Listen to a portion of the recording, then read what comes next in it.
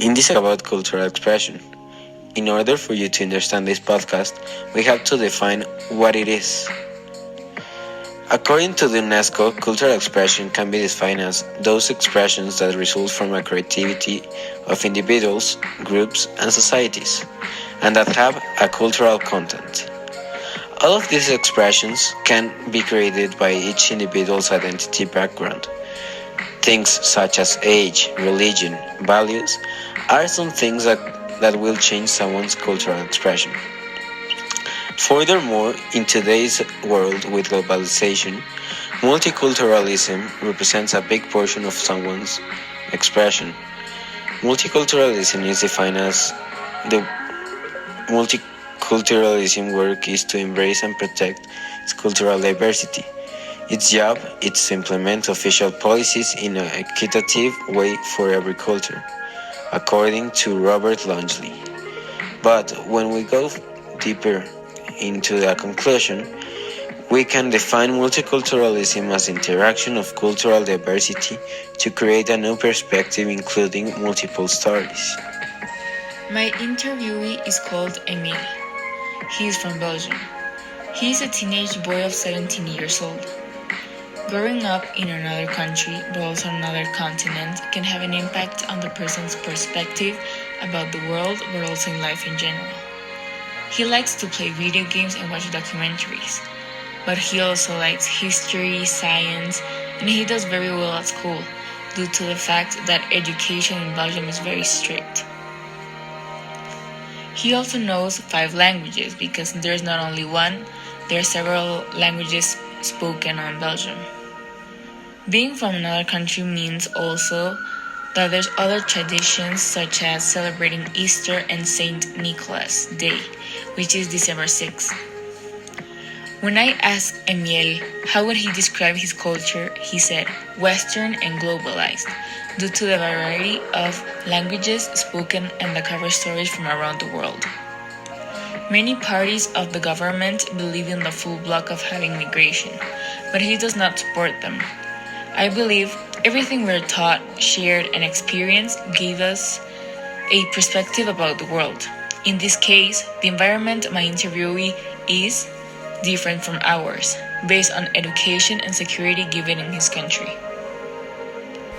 The second person we interviewed was Eduardo Salcedo. He's a very interesting man. He was born in Guasave, Sinaloa. His childhood was very quiet with the same lifelong friends. He was involved in some of the Mexican traditions, such as the Independence Day and Dia de Reyes.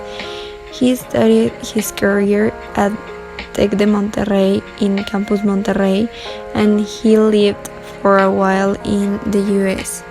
As he said, it is important to know different cultures and understand them in order to accept them and learn from them.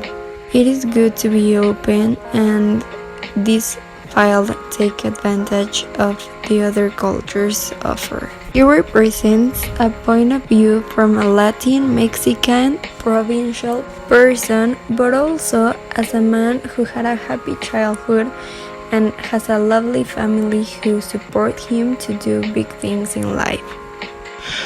Our team and I made some interviews to some people who had a different cultural identity, such as different nationality or ethnicity, one from Belgium and one from Sinaloa.